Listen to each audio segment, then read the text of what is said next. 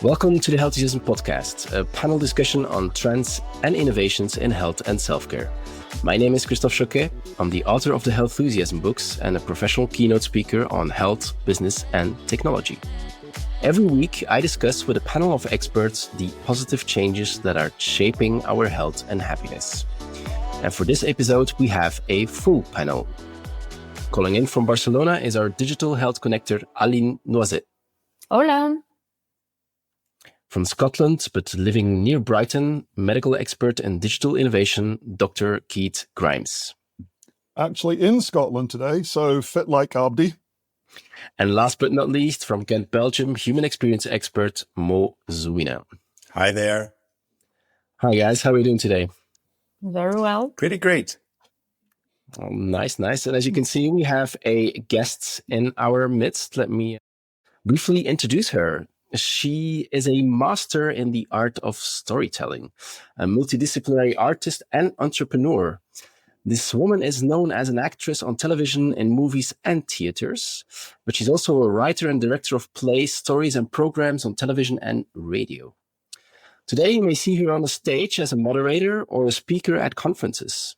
And last year, she published her 9th book, a book on personal branding. You can listen to her incredibly interesting podcast on storytelling called Own Your Story.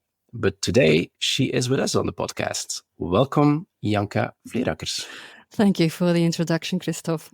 You did very well. It was good enough. Yeah. I had to dig really deep to find checked all the boxes. Thank you. Yeah. You do so many things. I mean, it's pretty amazing. But we're happy to have you on, and there's a very good reason for that, because in the podcast, we always have this one segment which is called Inside Out or Outside In. And that segment zooms in on how the boundaries are blurring between healthcare, wellness, and the consumer business, which then brings the following question. What behavior, innovation, or trend from one industry can be worthwhile for another industry? Mm-hmm. Or in other words, what should we bring inside out or outside in? And actually, Aline, on your website, digitalhealthconnector.com, you created an article which I think you wanted to bring forward, and that's why we actually invited Ianka. So tell us about the article. Perfect. So this article is about personal branding in healthcare. So I wrote a piece on personal branding in healthcare a few weeks ago for a German magazine, actually. It's called 10xd.de. Or you can read different perspectives on the topic from different experts as well. Very interesting. So the situation is that there's been a switch in healthcare where patients are more empowered. They are more and more in the driver's seats, and they want to have a say in their health. And also the healthcare professionals, they want to team up with as much as possible. And when you're healthcare professionals, whether you want it or not, chances are that you have a digital footprint through the web or social media. And it's important to it. So we've spoken about influencer in other episodes, for instance. And one thing when we talk about personal branding is that you can show your medical expertise by writing papers, articles, answering questions on forums, or even being present on social media. But big part about personal branding has to do with how you make people feel when you see them. So patients won't remember you for the academic that you wrote in top journals, because it doesn't really make sense to most of us, but they will remember the experience. So the empathy, the capacity to listen and engage with the patients, the resolution of the problem, the WhatsApp to tell you that the doctor is running 30 minutes late, or even the actual medical practice of the device that they use, like wearables to take your blood pressure, or an AI algorithm to analyze your X-ray. And the thing in today's society is that people love sharing their experience, good or bad, on platforms like Dr. Alia, for instance, here in Spain, or even on Google Maps. And those comments would help other people to choose or not to choose a healthcare professional. So that's why keeping an eye on what is being said on those platforms is important, and also to engage with those, especially answering comments. So now my question to the panel today is that, do you think that personal branding matter in healthcare? And should healthcare professionals be present online? So Ianka, shall we start? It could be interesting to hear your point of view as an expert in personal branding. Yeah. So first of all, I was very happy to read your article because that's exactly what my message is, that personal branding is not only for the people who want to become famous or become influencers and are celebrities on television. That's the world I come from, but there are a lot of tactics and lessons learned you can use in your working identity in other industries as well. So that is what I'm trying to do, is to use that experience and bring it into healthcare, for example. And I think it's very important nowadays as a healthcare professional to build your personal brand online, because we need to make sure that the right information is there online as well. People are empowered. I notice it myself. When I go to the doctor, I already know the answer, or I think I know the answer. I just want a prescription, and I want to hear, yes, you're right.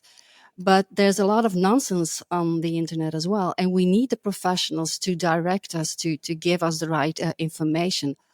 That's one thing. But the other thing is, we want to make sure, if as a customer, as a patient, you choose your doctor, and the only information you have is when you're there in front of that doctor.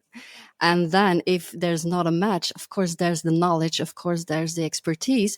But if you don't feel comfortable, then you would have preferred to visit someone else.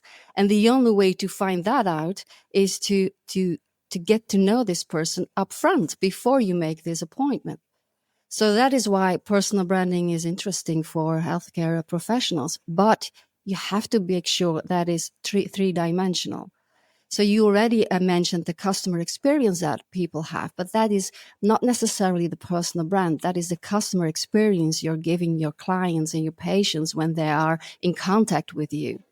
But that should be aligned with the brand or the identity, the public identity you show. So if that's not aligned, there's a problem. And you have to be this personality, that brand in real life, which most of you are. So you have this personality, you have this expertise, you have the way of communicating. But we want to make sure that this is in the first dimension, the online dimension, it's quite the same. It's not different. So there has to be an alignment and congruency. And then there is this third dimension that is still in its infancy. And I think, Keith, maybe you are more experienced to that, but there's this artificial identity coming up as well. So there are these new dimensions in virtual realities, metaverse, using AI. So we have to make sure that the identity of the healthcare professional remains the same, remains recognizable in this third dimension that is coming up in the next couple of years. So there has to be alignment, and that is the work you need to do as a professional if you want to really have impact and make sure that the right decisions or the right information is out there. I have to say, Aline, after your article, and Ianka, knowing that you were coming on, been really excited about participating, because the issue about branding, talking about who you are, people understanding who you are, speaking as a doctor, it's so important that the people that I see have an idea of who I am when they come, because a large part of how I work as a doctor, the therapeutic effect, is down to the fact that they see me as a doctor. I'm permitted to play that role. They feel comfortable and so on. And as I reflected on what you were saying there, the interesting thing is that it's always been important, but the sort of area over which our brand extends has just become so much bigger. You know, previously you'd be in a small village, maybe as a doctor, and it would just be the people around and they would speak. But as time's gone on, that's got bigger and bigger. And you'd maybe have a professional brand, and so people would like your credibility. You were sort of branding yourself to other professionals so they would refer in or not. But you're right, people are increasingly empowered. It's a new world that people are kind of, when I speak for doctors here, maybe feeling their way a little bit, because you're not taught it, and you don't have any sort of role models apart from, you're not sort of explicitly taught how to do this.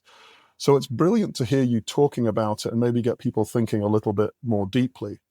And the other thing that really chimed with me was your line about congruency, this sort of alignment. I always think about it as authenticity, is that whatever your brand is has to make sense online as well as in person. But I'd be interested to hear what you think about people where there's a mismatch people who sort of project one thing, but a different face-to-face. Yeah, and there are many of them. And I believe that if the gap between the two is too big, then in a while it's just a matter of time, and then you will not be able to hold on that image anymore. It's not possible. I saw this happening a million times in my profession, in my career as an actor, when you're also you're creating this character, but you're also this public persona people have created from you. You have this life on the red carpet in front of the cameras, and then you're just who you are at home. And when that gap is very big and you don't know how to handle it, then it comes after you, and you get burnouts and you get whatever you get. But it certainly is that congruency is important. But to me, it's not the same as authenticity, because authenticity it's for me, it's a buzzword, it's a burned word. So I can talk about that a lot. But for me, the only moment you are really authentic is the moment you're on your own. That's it. When you're not conscious about your actions, you're just being you.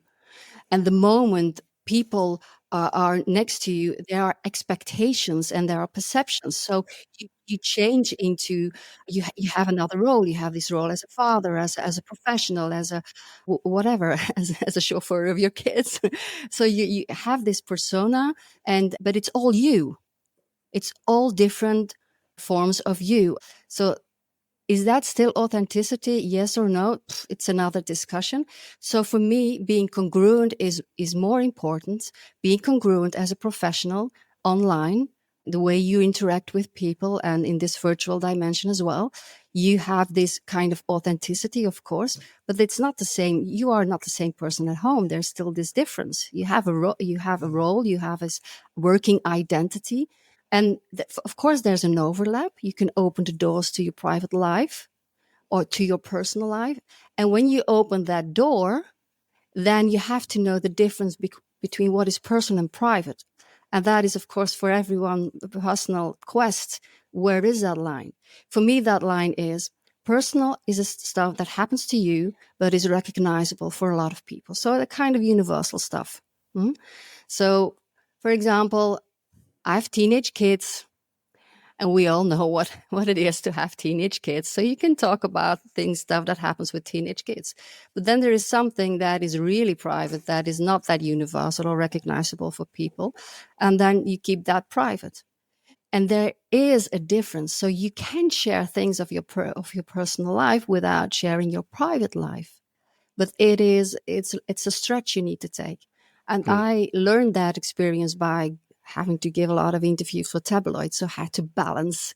They wanted something from me, but I had to give them something without giving them the whole cake and knowing everything, and I had to spread it out in the tabloids and with all the gossip, etc. But there's a lot you can tell without getting into trouble. But I think, if I may jump in here, I think the complexity for healthcare professionals is a bit more extreme, because the way that you describe it, it's almost schizophrenic in the sense that you have a personality that you show to the outside world, and you have a person that you are in your family and your personal life, maybe. But with physicians, it goes one step further. They have a personal branding that they try to radiate to other colleagues, the expert, the academic personal brand. They have their own personality at home, and then they have the more and more, and this is a bit what Aline is saying, is that they more and more need to have this personal brand toward patients, which 15 to 20 years ago was not the case, right? So Mo, you want to add something? Yeah, I just like to hop onto that dynamic. I have secondhand experience of what it's like to be an HCP that brand, because my partner is a physician. Her name is Jutta Borums, and she kind of is out there to do a different kind of health. Yeah, I know her, so I know what you're talking about. Okay, yeah. So there is a fine line between being connected, expecting people to be available, because social media, often people have an urgent need. And we are very well serviced here in Belgium to directly have access to a physician. And there's a balance between being connected, caring, commerce, and compliance. Agree. That matrix, right, of being connected and having that. So there is a complexity, and I think it's wonderful. It's wonderful that you're here, and that adds to the complexity of how do you brand yourself so that Yes. you Completely. comply, because whatever you say online has a legal entity, it has an ethical entity, but there's also an oath you've given to care, to be available, right? Yeah. So how do you, and that's one thing we often talk about, is how available should you be? Because it could backlash on you, because Of then course. you're just Yeah. making money and things like that. And it's very hard to balance. It's Yes. very hard to balance. Yes, but because it's not because you have these questions and they go against personal branding that you shouldn't try to figure that out, because you're not the only one having these issues. I work with lawyers, I work with finance people. They all have these discussions. Me myself as well too. What if I accept? People ask me for a lot of things. Can you make a picture? Can you make a movie? Because my whatever. Do I do that? How open are my doors? So that is the work you have to do, and of course there's all the legal stuff. So I understand, but don't make that restrict you in finding out. Okay, so that is the garden you're playing in. So these are the rules, but then of course you don't have to give. It's not about giving medical advice online. No, that's your job. So you only do that when people are in front of you, so you can really diagnose the issue. But you can take it a level higher. You want people to get to know you, get to know your energy and how you are in the game, how you feel about your work. And it's not schizophrenia. Again, that is using a negative word to avoid to say it in a positive way. Into you can what is the glass? It's half full or half empty? Which view do you choose? Are you looking for the opportunities or not? If you're not, you're using words like schizophrenia. If you're looking for the opportunities, you're thinking, okay, how can I make congruency between all those personas or the different roles I'm playing? Because the congruency is you. You are the person who is connecting all the dots. So it's the setting that is changing. Sorry, Keith. Yeah. No, that's okay. I was just going to say, I'm really drawn to you using the phrase congruency, or the congruency of it, as opposed to authenticity. It explains it much better, and I understand that. I think it's, it illustrates a little bit more for, again, doctors in the UK, and there'll be variations around the world. The General Medical Council, who regulates what doctors do, recently updated their social media guidance to something that probably reflects about 8 years ago as opposed to 10 years ago. I mean, we're getting there. Yeah, we are getting there. But what is very interesting is that, sure, there are rules. I like the fact that you say that these rules aren't unique to healthcare. Of course, there are similar restrictions on your role as a performer or a public figure, lawyer, and so on. So I think the ability for any healthcare professional to be able to have the humility to look elsewhere and say, we're not unique. This isn't a unique situation. There are practices that other people have adopted, experts in this area that may be further ahead, and bring it across. We can do a better job. Now, we're seeing that happen naturally, particularly with clinicians on things like YouTube and TikTok and so on. I worry a little bit sometimes that there's a sort of a borrowing from sort of the more extreme approaches to try and bring clout and interest. But then I'm getting on. I'm a bit of an older doctor now. I start worrying a little bit about, well, I wouldn't have said these things in my day. And maybe that's part of the problem that people suffer from as well, is that they can't properly explore how to brand themselves and make it congruent because of fear of criticism from their peers. And that fear is real, and the criticism will always be there. So if you want to avoid it, then just don't get started, because you will be criticized. But that is why you're building this personal brand, to try to steer the perception and try to steer your reputation by the public appearances online or in real life you're making. But most of all, if you really stand for what you're saying, if you really believe and if that is your vision and mission and that is your real point of view, okay, so if someone feels like criticizing you, then there are two things. You say, fine, you just go ahead. Oh, okay, let's go into this discussion, because I'm a real firm believer of what I'm thinking and feeling here. So that is a point of taking your thought leadership as well as a doctor. If that is your opinion, if that is what you really firmly stand for, then that is you. Mm-hmm. I just wonder. I mean, I think personal branding is a fancy name. I do think that physicians have been doing it for quite a while. I think the new thing is the digital stuff. And the reason why I think they have been doing it for quite a while is that in my former life, my first years in my career, I was a sales rep for a pharmaceutical company. Does that change your opinion of me, Dr. Keats? Oh, I love you even more. You've made it, you've broken free. Okay. No. So, but the thing is that, I mean, when I visited doctors, and I visited between 6 and 10 a day, I had an idea of who that doctor was because of the personal brand that he was radiating. I mean, I knew whether he was an innovative doctor because he has the fanciest designer house with designer car in front of it and designer magazines in the waiting room and what have you all. Or you have a scientific doctor who has EOS and other kind of National Geographic kind of magazines and who only wants to have arguments on science and not on the new drugs, for example. And then you have the family practitioner who's just interested in who you are and what is most important for you as a person and your family. So I think it's always been the case. This personal branding is part of who you are. And I think physicians in many ways have never been afraid of bringing it out. I think what changes, and that is what Aline was referring to, I guess, is the new game is the online game. And perhaps even, as Ianka was saying, the virtual game. I think this is where it's a new channel. It's something you need to be careful with. It's a new way of communicating. And just for the anecdote, I mean, I go to this one pharmacy here in my town, and I was looking it up on Google because I knew you were referring to Google and that people put images on there. And I was looking at the pharmacy just to know when it was open.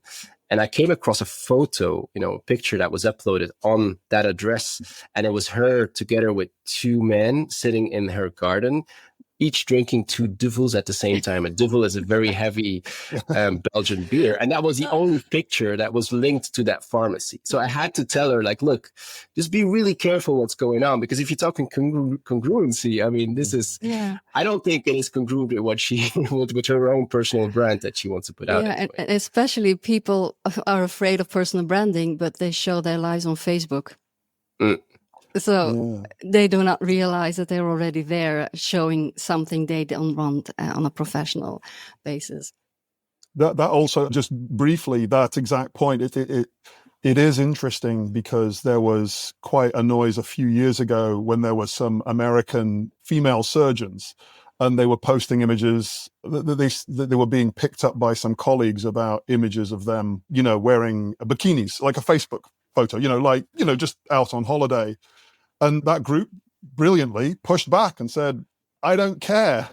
I'm a woman. I'm a woman of a certain age.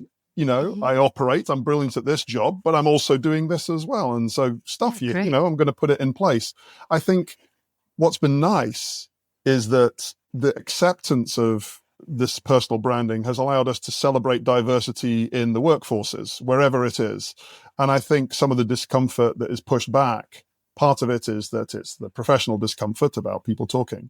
But I think part of it is just that actually there's some discomfort about the wide diversity of people in healthcare. It's wonderful to see it being celebrated now and spoken about, but there's a little bit of rough water as we accept it. I think it really models a broad range of people that can be providing care, but very interesting to watch as we work it all out. But people are talking, whether you know it or not, they are talking about you. So what do you want to do? You want to steer the conversation and be there when you're not in the room, so you can steer the conversations they're having about you. So you give them other opportunities to get to know you. What is the glass, half full or half empty? What are the opportunities? Mo, you wanted to add something. Yeah, my perception also is that personal branding is often sometimes a stick that you put in the ground. This is who I am, and take it or leave it. But I think there's also an agility to it. And 99% of my job is, most of the brands are too brand centric. I want to be that, I am that. And there is no learning loop on how what you put out there is valued. Yeah. So I think it also requires, and especially with HEPs, which do not have the most agile attitude with regards to branding and communication, I think it's another step up to see, I put this out there and this is the reaction I got. So this is perceived in that way. And that does not match with what I wanted to send. So I think it's also something that physicians, especially, but maybe other brands, 99% of the brands are kind of, we want to be that. I think it also is a learning curve for them. If we send this out there, how do they react? And does that match with what I wanted to say? And how do I adapt the messages I put out there and the things that I put out there? So I think that's the second level. First, it's defining what you'd like to be. Second is translating it into communication. And third is learning if it lands the way you wanted it to be perceived. Yeah, that's exactly what I'm writing about in my book, that personal branding was first coined in 1997 by the business guru Tom Peters, who said a personal brand is what you should do as a professional is to brand yourself like companies do. You use the same strategy as a company, but you do it for yourself. But that is exactly what is happening for most people now. You define yourself like a company brand, which is on demand. You create this thing called brand you, and then that is you for the next 10, 20 years. But that's not really how it happens. That's why I reframe personal branding in my book into personality branding. And a personality, someone's character, skills, and experiences, they change over time. And that is what a personality brand should do. They take their audience into this journey of growth, of change, and ideas can change, opinions can change, techniques can change, etc.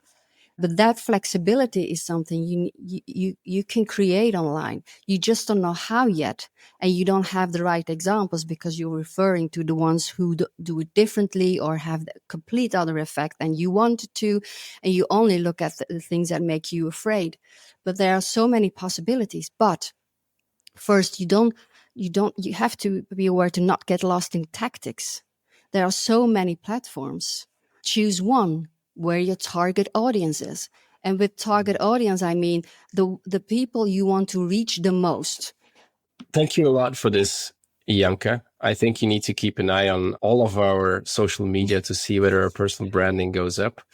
I don't know, Aline, you wanted to conclude with something? Did you had any new stuff to write on your article or to extend the article? No, what I found interesting, I found the discussion very interesting, but I feel that in healthcare, it's slightly different. We're not so much about branding and being out there because the patients ultimately are mainly the people who are making our brand. So it's more like managing the brand. And we also have to remember that the healthcare professionals, many of them, they have enough patients already. There's a big lack of healthcare professionals. So it's more, for me, controlling the brand than really active and really being out there and spending time. They don't have time for that. Yeah. I mean, these are the smartest words probably of the discussion. Well, I don't necessarily. Sorry, I know you want to wrap up, but I do want to add something to it because there's two things to tackle this one. Or you agree with the business model you're having and saying I have enough patients and this is a word by mouth thing, and my agenda is already full. Then okay, then don't get into personal branding because it only messes up your time and your schedule, and it's giving you too much of a workload that isn't worth it.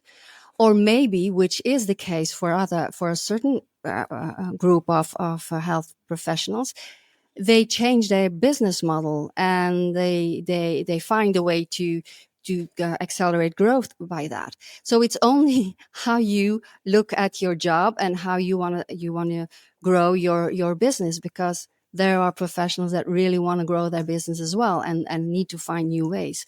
So I agree. If you don't have time, if we want to keep the business model you're having, fine. That is correct. Don't go into personal branding. If you're looking for growth, if you're looking for something else, then you can look into it and you can change your business model as well. Yeah. I think it's not a burning platform, but the world is changing bit by bit. And in that new world, we definitely will need to have some form of personal branding, whether it's proactive or reactive, as Aline was saying, indeed. Thank you to bring this idea inside out or outside in. Right now, it's time for us to go play outside. Time to wrap up the Health Enthusiasm podcast for this week. Thank you for listening. If you like this show, don't forget to hit the subscribe button on your favorite podcast platform. You can also visit healthenthusiasm.com to discover the other episodes, subscribe to the newsletter, and learn more about our panelists. For now, I'd like to thank our panelists for their health enthusiasm. Thank you, Aline Noizet, Dr. Keith Grimes, and Mozowina. And a special thanks to our special guest, Ianka Fleerackers. My name is Christophe Jauquet. We are the Health Enthusiasm panel, and we'd love to see you again next week for some more Health Enthusiasm. Ciao.